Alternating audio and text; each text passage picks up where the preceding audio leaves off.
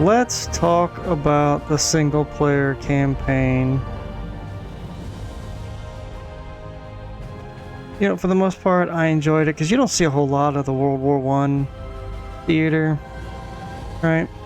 I mean, I didn't see a whole lot of bugs. Every now and then there was like the graphical, brain fart, but you see that in a lot of games. It just kind of just derps on you. Controls felt a little stiff, but that's a staple I've noticed in first-person shooters. I definitely appreciate that they attempted a World War I. I'm not certain I was keen on the war stories, or isolated campaigns. I would like to see something kind of, a broader range. All right, maybe even something along the lines of both sides, not just the allies, because you're playing both sides when you play the multiplayer. Did not like the codex entry. Some of them seemed a bit. It just seemed like it was just kind of tossed in, right? Same thing with there was no point to finding the collectibles. So they were just kind of just stuffed out there, particularly the ones in the desert. They're like literally out in the desert. And if you're just kind of just wandering around, you wouldn't have found them. So it was really strange. I don't know why they did that. I mean, I guess they just felt like they needed, added other achievements. There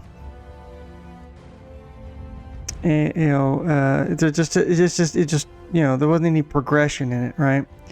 I would love to see a broader arc, like you had an Axis, or not even Axis and Allies, but just the Allies side, and from both perspectives, because it wasn't. I mean, while it started in Yugoslavia and everybody just kind of just piled on each other to fight, it would have been nice to see that, from different sides, because everybody is their own hero, right, in their story. They're the main character. So it would have been nice to see that, rather than just kind of really felt like the single player was short to basically kind of teach you how to play the multiplayer. It's really all it felt like it was there for. And it seemed like every time you started a new war story or a new campaign, mini campaign, it decided to teach you again. So it was really odd, like throwing the shell casings as a lure. So it's like you just, as well as the melee bash and all that. The biggest long-term bug that I ran into seems to be one from 6 years ago when this game came out. Is when you pick up anything, you lose your binoculars. So it was like that really kind of grated on me, because you're supposed to be able to look and see down the field, and you couldn't do that because that bug was never fixed ever. Maybe they didn't know how to fix it. I don't know. Maybe just because it wasn't used a whole lot in multiplayer, they didn't care. Also, don't know. But I got around it because you could tag the enemies using any weapon, but still, it was annoying as hell.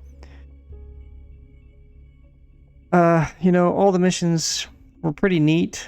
Some of them were pretty hard. Like, I did not enjoy the flying ones. I thoroughly enjoyed the tank ones, even though it frustrated me at first, just because of the way they drove. But then again, that's just the way they drove. They had two levers to move forward and back, between the treads, and that's the way they behaved. And sometimes you just get stuck going in circles. So it was really weird. The flying missions, I absolutely just don't enjoy those with any of these, just because on any of these, for some reason, they just don't feel very good to me. Like, you need a joystick, and trying to do that with a gamepad is just always just potato. And so, some of the codex entries were, like do this massive tank battle without getting hurt. Kill 5 guys in 30 seconds. Planes in 30 seconds are moving like whip fast. You can't see them. So yeah, I mean, come on.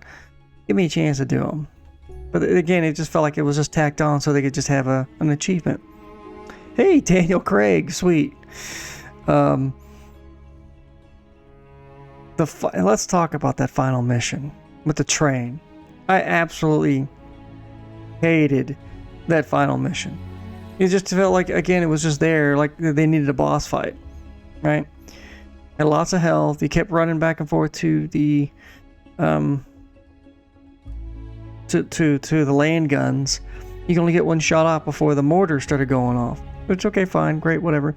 But as the train gets damaged, their mortars never got damaged and never stopped, which made no sense, right? You're shooting them, you should be able to destroy them, right? Even if it's like a predetermined, you know, like 1/3, you know, one quarter, 1/2, 3/4, whatever, something like that. Show damage to the train other than just fire, and it just contiguously, magically knows where I am to just pummel me with mortars and the planes. It was just, it was horse crap.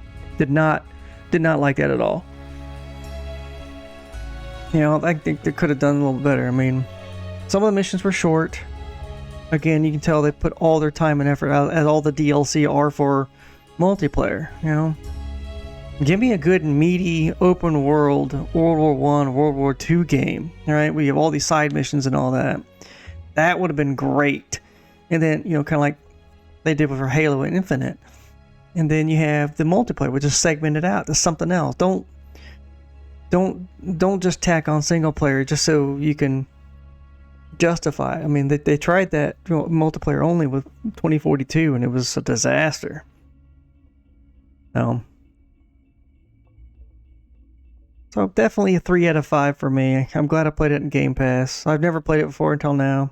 So next up is going to be Hardline, which is, I have played this one, which is a police battlefield, which is interesting. I don't know.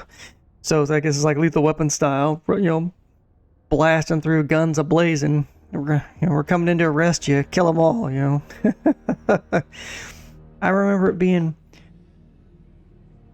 pretty decent, but I, you know, hopefully it's not seeing it through nostalgia glasses.